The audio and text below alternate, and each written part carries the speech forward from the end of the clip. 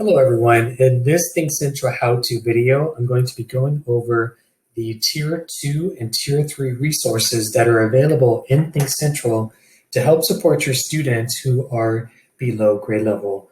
So just as a reminder to provide some context, I did another video on the Tier 1 resources in Thinkcentral, and those would be for students who are more or less at grade level, but might need a second chance at some lessons that you're providing.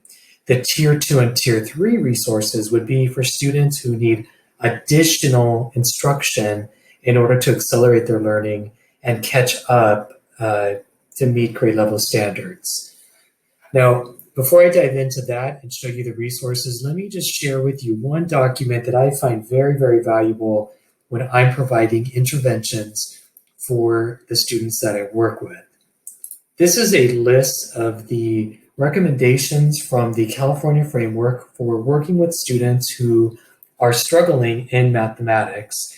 And you can see the list here for the Tier 2 and 3 level of intervention. I'm not going to go through each of these. I'll just link this in the notes and the description of this video. But two recommendations I did want to kind of expand upon, and then I'll be talking about those in the resources that I do share with you. That is recommendation 3 and recommendation 4. Recommendation 3 goes into a lot of different detail there, but the point of recommendation 3 is that when we are intervening in math, we do have to be pretty explicit. We have to err on the side of talking with students about our thinking and modeling and showing them how to do things, not procedurally speaking, but to help them understand why we're doing what we're doing, but to really be pretty explicit with that. And also to provide lots of feedback as needed to help guide and shape their reasoning. And recommendation 4 entails giving them lots of opportunities to apply what they're learning. The traditional approach with intervention with students who are struggling is to do a lot of math fact practice. And that typically is needed as well, but that should not be done in isolation. And in fact, they can learn their math facts better. The research is kind of counterintuitive. Students will actually learn their math facts better if we contextualize those math facts as they learn them. So those are two recommendations just to keep in mind as we take a look at the resources that are available. Just one other thing I want to throw in before we go into Thinkcentral is that when we get data on our students, we, of course, just again, a friendly reminder that there is no one size fits all below grade level student, that they're going to have some strengths in some areas. They might be really good with numbers in base 10, but maybe they need some work with operations and algebraic thinking. So the thing we would never want to do is just to give them a bunch of standards without targeting where they are. To be as effective as possible, we would definitely want to target what their needs are. And that's going to give us the most bang for the buck, considering especially that our time is very limited. All right, let's get into the Tier 2 and Tier 3 resources in Thinkcentral and how to navigate those. And then we'll take a look at some of them just to get a feel for the differences. As far as which one to use, I'm not going to go too much into that, but Tier 2 is typically thought of as more small group setting, and then Tier 3 is typically thought of as more intense. It may even be one-on-one. But I think both of these will provide some materials that you can use to support your students, and you can make a decision about which one you think is better. I don't think there's any hard rules as far as which one that you have to do. Let me say this before I forget. So I opened up the list of the Tier 2 and 3, and you'll see those down here. Let me get this out of the way. This is for grade 4. So clearly the materials for a Tier 1 at grade 4 is going to be different because the Tier 1 resources support the grade 4 standards. The Tier 2 and 3 at grade 4 are going to be in striking distance within grade 4, but typically a grade or 2 below. So that covers us for grades 2 and 3, maybe even grade 1, depending on what math expressions put in here, but it's not going to span all the way down to TK or K. So to get those resources, you might want to add an additional grade to your Thinkcentral account. And then you can look at their tiered resources to see what they have available. And I put that in another video, how to do that. So now let's look at this organization. I'm not going to go over everything here because I did the tier 1 in another video.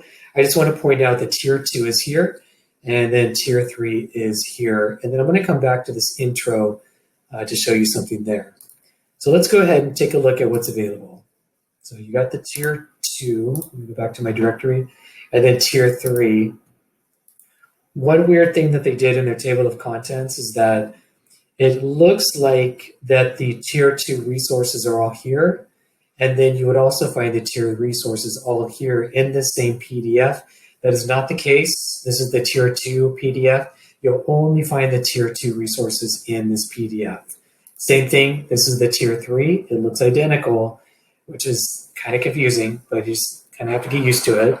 And you'll see the tier 3 resources here. This only has the tier 3, not the tier 2. So just something weird we have to get used to. Now let's take a look at a tier 2 resource. These are called skills, and the tier 3 are examples. We'll do a side-by-side. I think that'll be helpful to see the same concept across. So this is skill 1, place value within 1,000. Now let me get the skill 1. Let me rotate this so we can see it easier. There we go. Place value within 1,000. So same concept.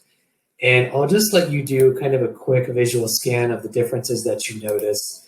They're very similar across the examples. So the examples are going to look like this, where you have the teaching and then a little bit of application or a little bit of practice of the concepts.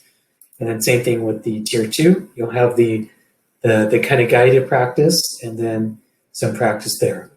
Each of these are only one page. So you'll see on this one, the skills, one page, skill 1, and then I go to the next page on the PDF, skill 2.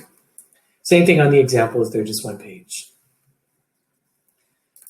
So let me refer back to those recommended intervention principles that we should be following. So you'll notice on this one, this is pretty explicit, or at least that's the intent of it as it's designed. So this would be where you do your think aloud, your modeling.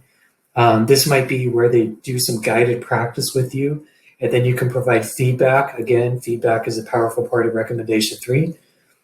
And then same-ish type of thing on example 1, except they don't really have the guided as much here. So this might be where you do your explicit modeling and think alouds. And I just would recommend here that you're going to have to augment what is here. This is very procedural, or at least it could be the way it is here. So you will have to augment with some good process and conceptual thinking to help model that for them. And same thing on this one. This one is very procedural. So definitely augment with your reasoning. And then you can provide feedback, like I said there. And then on this one, this will provide you an opportunity to do some guided where you can provide some feedback for them.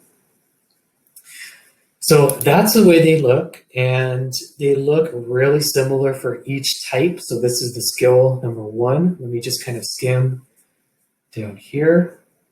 Skill number 2, same basic structure. And I would say a good way to think about the skills ones is that they're all just basically conceptual. They don't do, as far as the ones I've seen, I haven't seen everything in every grade, but they're not really I haven't seen any word problems actually. So you could add word problems, but the one just quick way, like I said, to think about these is they're just the concepts. The example ones can be thought of more as applications. So these could be story problems and then application of the story problem so that the students can see how the math gets applied. So it just really depends on what your objective is, what your math goal is. Since these story problems are here, these probably should be unpacked for them. Those of you at CGI schools, I would definitely continue to practice that. So that is going to go longer typically than the skills one. But yeah, I think it just really depends on your math goal as to which one you use. All right, so those are the skills. Those are the examples for the different tiers. And now let's go to the, sorry, I lost my train of thought there for a second. There we go. So if you remember back in the Tier 1 video, I showed you the crosswalk. And actually, let me just pull that up really quickly just to say it and show you really quick. So they have the textbook link here. So lesson 1 is tied to Tier 1 lesson 15. Yeah, let me go back to my directory. Hold that thought. Remember that linkage there. There is not such a thing for the Tier 2 and Tier 3 that links directly back to the curriculum. But there is a link back to the Tier 1 lessons, and that's done through this introduction here. Kind of a weird spot that they put it in, but it is here if you scroll down. There it is. And so this is a correlation between the Tier 2 and Tier 3 example lessons, the ones we just looked at, and how that links to a Tier 1 lesson here. So you have to do a little bit of leapfrogging if you want to link it back to the textbook. So remember that Tier 1 15 that we just talked about? So this is Tier 1 lesson 15, which we remember from the crosswalk is linked to lesson 1. And now we can see here that skill 1, skill 43, example 1, example 43, those would be the Tier 2 and Tier 3 lessons that would support Tier 1, which going back supports lesson 1. So that's how you can link those back to the textbook. So that's the overview of the Tier 2 and Tier 3. I would love to have further conversations with you about interventions or how you use these. We have done these at Via Corda at multiple grade levels, not these per se, but these concepts within. And I could definitely share with you what we've done if you have any questions about that. So I hope this helps. And as always, reach out to me at rrexer, and I will be happy to share with you any additional support as needed.